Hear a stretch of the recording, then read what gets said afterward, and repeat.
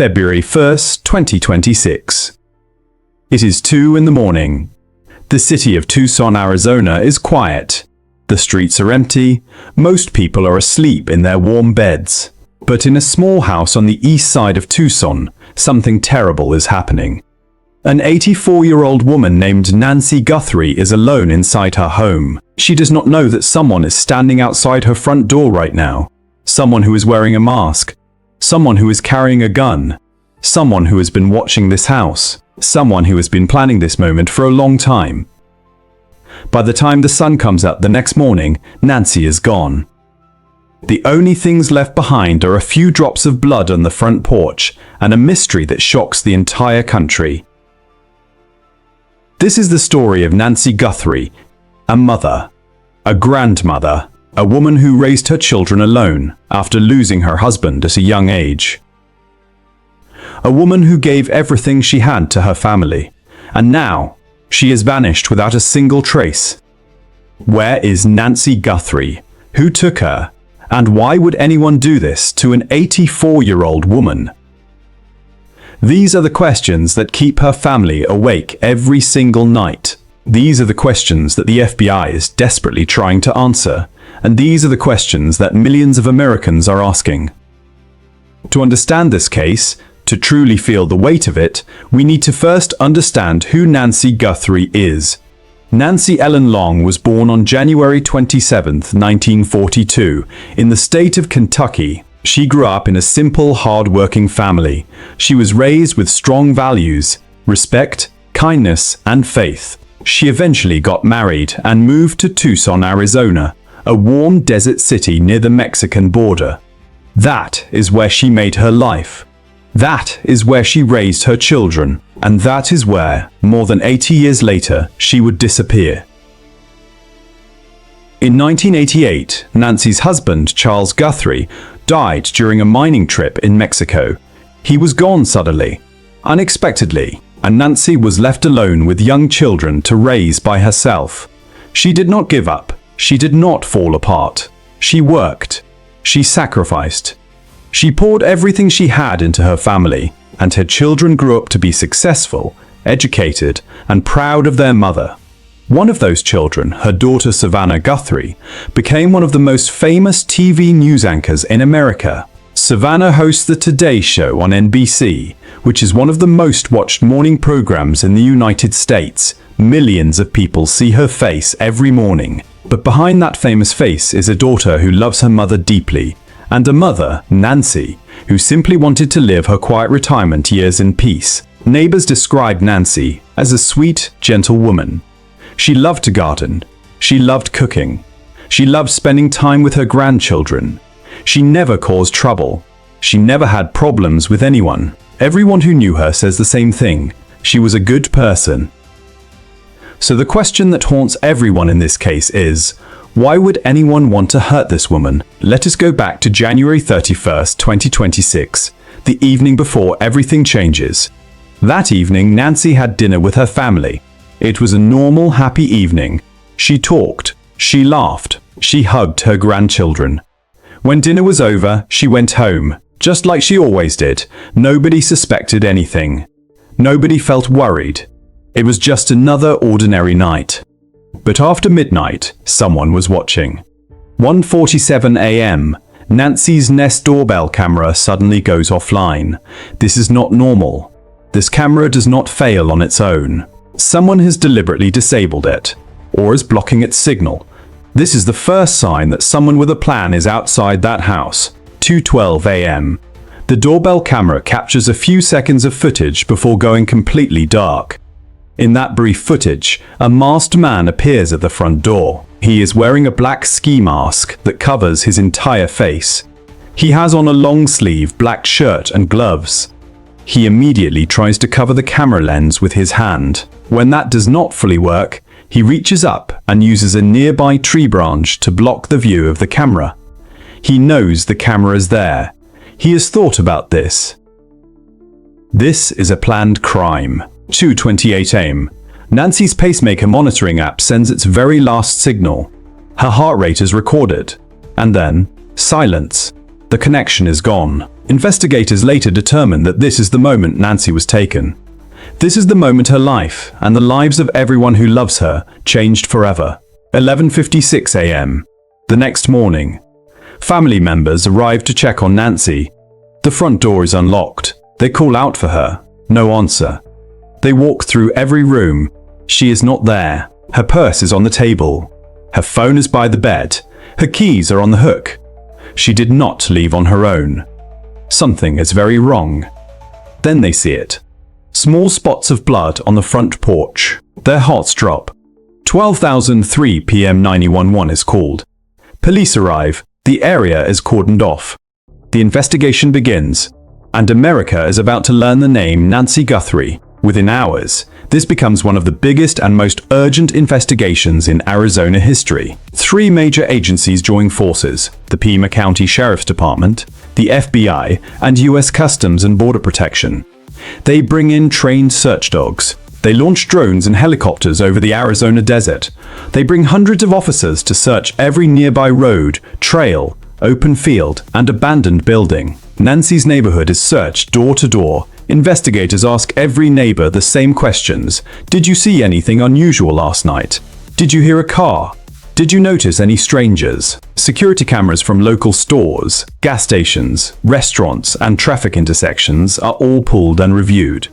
But after 2 full days of searching, no Nancy, no suspect, no answers. On February 3rd, investigators make a formal announcement. The case is officially upgraded from a missing person investigation to a criminal kidnapping investigation. DNA evidence has been found both inside the house and outside on the porch. But when investigators run that DNA through the national database, CODIS, no match is found. This tells investigators something very important. The suspect has likely never been arrested before. He has no criminal record. He is not in the system. He is an unknown person, and that makes the investigation even more difficult. The pressure on investigators is enormous. The case is on national news every day. The family is desperate, and somewhere out there, an elderly woman is missing, and no one knows if she is still alive. A few days after the disappearance, the case takes a dramatic new turn. Ransom notes begin to arrive. The kidnapper, or someone connected to the case, sends written demands for money. The payment is requested in Bitcoin, a digital cryptocurrency that is notoriously difficult to trace. 2 separate deadlines are given. The first deadline is set for February 9th, 2026. The notes are chilling. They are written in a way that suggests the person wants to be taken seriously. They suggest the writer knows Nancy is alive, at least at the time the notes were written. Savannah Guthrie responds publicly. She goes on camera with tears in her eyes. She speaks directly to the kidnapper. She says, "We are listening. We hear you. We are ready to cooperate. But please, before we can do anything, just give us proof that our mother is alive. Show us she is okay. Just let us hear her voice." 1 phone call. That is all we need. America watches in silence. Millions of people who watch Savannah every morning on the Today Show now see her in the most painful moment of her life. February 9th arrives. The deadline passes. The kidnapper does not make contact. There is no phone call, no email, no message of any kind, no proof of life. Just total, frightening silence. FBI analysts study the ransom notes carefully. They analyze the handwriting, the language, and the way the notes are written. But they are cautious. Because in high-profile cases, fake ransom notes from unconnected people are not uncommon. Anyone could have sent them. On February 10th, 2026, FBI Director Kash Patel holds a press conference and makes a major announcement that changes the entire public investigation. The kidnapper had taken Nancy's Nest doorbell camera with him when he left. He probably thought that by taking the camera, he was destroying the evidence. He probably felt safe. He was wrong. FBI investigators worked closely with Google to recover deleted and backed up footage from the cloud. Even though the physical camera was taken, the footage had already been saved remotely on Google's servers. Using advanced digital forensics, the FBI successfully recovered the footage from that night. The FBI publicly releases this footage, and for the first time, America sees the suspect. Here is what investigators can determine from the footage. The suspect is approximately 5 feet 9 inches tall. He has an average build, not too big, not too small. He has a dark mustache visible beneath his mask. He is wearing a black ski mask, a long-sleeve black shirt, and dark gloves. He is also carrying a firearm. But investigators notice something interesting about how he holds the gun. He is holding it incorrectly, not like a trained soldier or law enforcement officer would. This tells investigators that this person is probably not a professional criminal. He may have watched too many movies. He may have obtained the weapon recently. He is likely someone who prepared for this, but not someone with deep criminal experience. The FBI creates a detailed profile based on the footage and the evidence. The suspect is careful, methodical, and local. He knew where Nancy lived. He knew she lived alone. He knew the camera was there. He had a plan. Savannah Guthrie immediately shares the footage on her social media accounts. She writes, "This man is out there. Someone knows his face. Someone has seen him before. Please help us. Please." As thousands of tips pour into the FBI tip line from all across the country, investigators work around the clock to follow every single lead. But following thousands of tips is an enormous task, and not every tip is reliable. One evening, about 60 miles south of Tucson, near the Mexican border in a small town called Rio Rico, police stop a vehicle based on a tip received from the public. The man in the car is named Carlos. He is a DoorDash food delivery driver.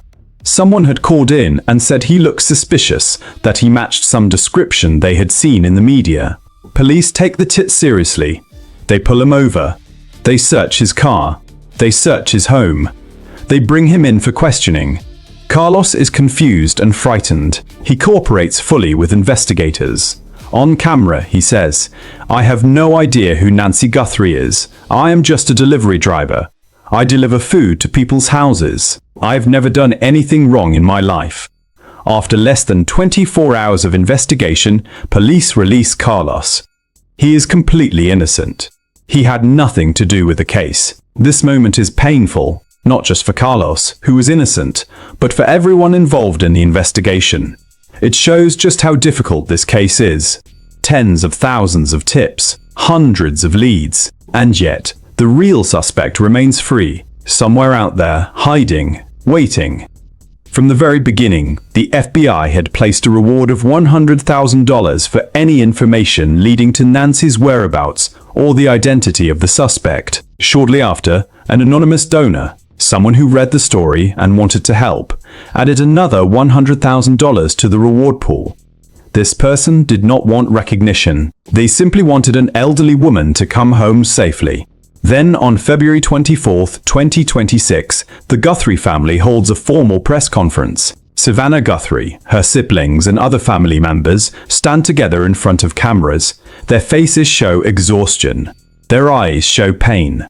But their voices are strong. Savannah announces that the family is offering $1 million for any information that leads to finding Nancy alive, or for any information that leads to the identification and arrest of the person responsible. $1 million. This is one of the single largest private rewards ever offered in a kidnapping case in American history. The effect is immediate and massive. Within days, over 50,000 tips flood the FBI tip line. People call from Arizona, from other states, from other countries. Everyone wants to help. Everyone has seen the story. Everyone has seen Savannah crying on television.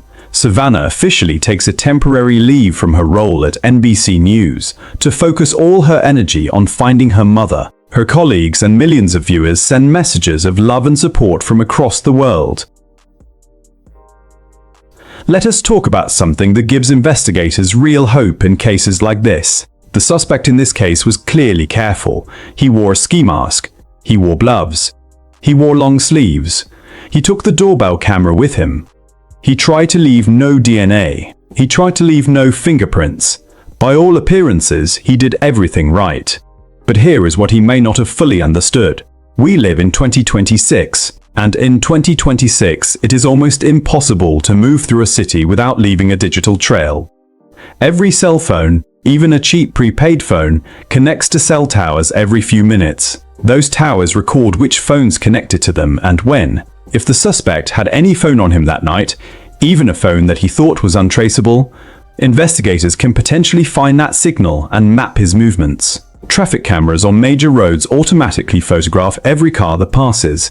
License plate readers at intersections scan thousands of plates every hour. If the suspect drove a car to Nancy's house, there is a very good chance that car was photographed somewhere along the way. Gas stations, convenience stores, ATMs, banks, all of these have cameras that record 24 hours a day.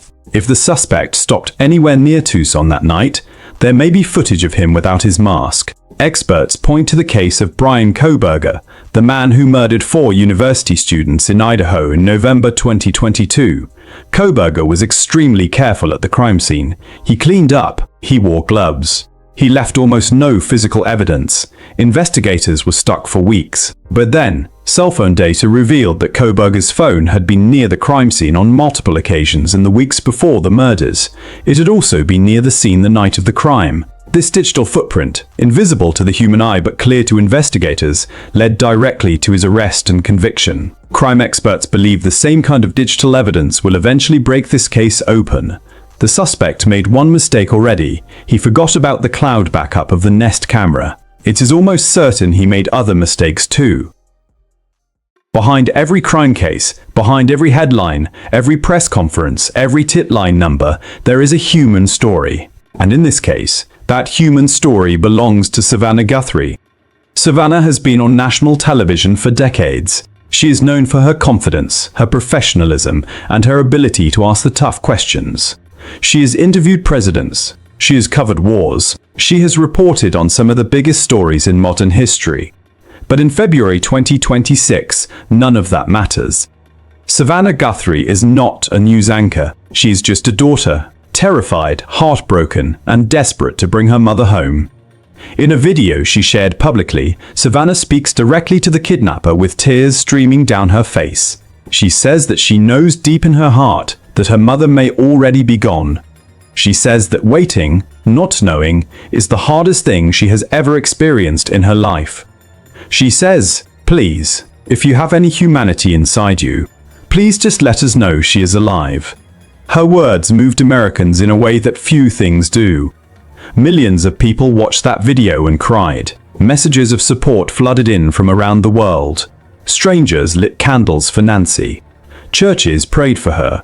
Children drew pictures and sent them to Savannah. This case reminds us of a powerful and painful truth. Tragedy does not discriminate.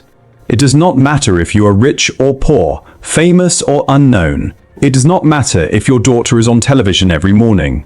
Danger can reach anyone, anywhere, at any time. One of the most important questions in any crime is, why? What was the motive? What did the criminal want? In this case, investigators and crime analysts have discussed 3 main theories. Theory 1. The celebrity connection and ransom money. Nancy's daughter, Savannah Guthrie, is a very wealthy and famous person. She earns millions of dollars per year. She's one of the most recognizable TV personalities in America. A kidnapper who wanted money, a lot of money, might have targeted Nancy specifically because of who her daughter is. They believe Savannah would pay anything to get her mother back. The ransom notes demanding Bitcoin payments support this theory. Theory 2. Someone who knew Nancy personally. The suspects knew where Nancy lived. He knew she lived alone. He knew about the doorbell camera. He came at exactly the right time of night. This level of knowledge suggests he may not have been a complete stranger. It could be someone who had visited the house before. A service worker. A distant acquaintance. Someone who had been watching Nancy for a period of time before the crime. Theory 3. Opportunistic crime. Some crime analysts suggest the suspect may have been watching the neighborhood for some time, looking for an easy target. An elderly woman living alone in a house near the border, away from heavy foot traffic. He may not have known about Savannah initially. The ransom notes may have come after he realized, through the news coverage, exactly who Nancy's daughter was. At this point, no motive has been officially confirmed. But what investigators do know is this. Whoever did this, they chose Nancy deliberately. This was not an accident. This was not a random act. This was planned. Nancy's case is heartbreaking for many reasons. But it also raises an important conversation about the safety of elderly people who live alone. According to FBI statistics, elderly people who are kidnapped face extremely high risks.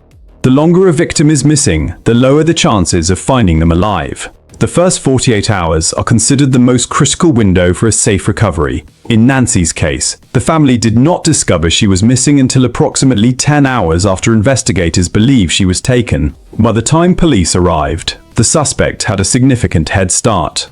This case has caused many families across America to have difficult but important conversations. Should elderly parents who live alone have emergency alert systems? Should they have regular check-in calls? Should neighbors have each other's phone numbers for emergencies?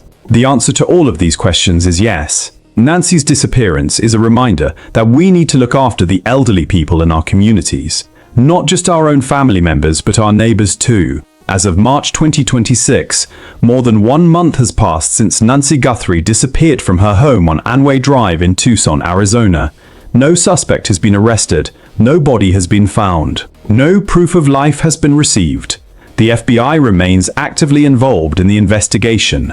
The tip line is still open. The $1 million reward is still available to anyone who has information. Investigators have reviewed tens of thousands of tips. They have followed hundreds of leads. They've interviewed countless people. The case is not cold. It is active, and law enforcement has not given up. Nancy Guthrie was an 84-year-old woman who spent her entire life being kind. She raised her children alone. She worked hard. She never complained. She just wanted to live out her golden years in peace. In the city she had called home for decades.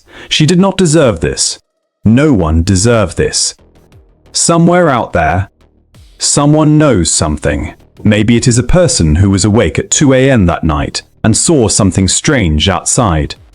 Maybe it is someone who knows the suspect, who noticed he was acting differently around that time. Maybe it is someone who received a call from him. Maybe it is someone who drove him somewhere. Information, no matter how small it seems, could be the key to solving this case. One detail, one memory, one phone call. To the person who took Nancy, you need to understand something. The FBI does not give up.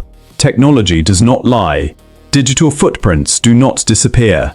Every criminal, no matter how careful, eventually makes a mistake. And when that mistake is found, justice will come. And to Nancy, if by any miracle you are out there and somehow hear these words, your family loves you. Your daughter Savannah is fighting every single day for you. Your grandchildren miss you. You are not forgotten. You will never be forgotten.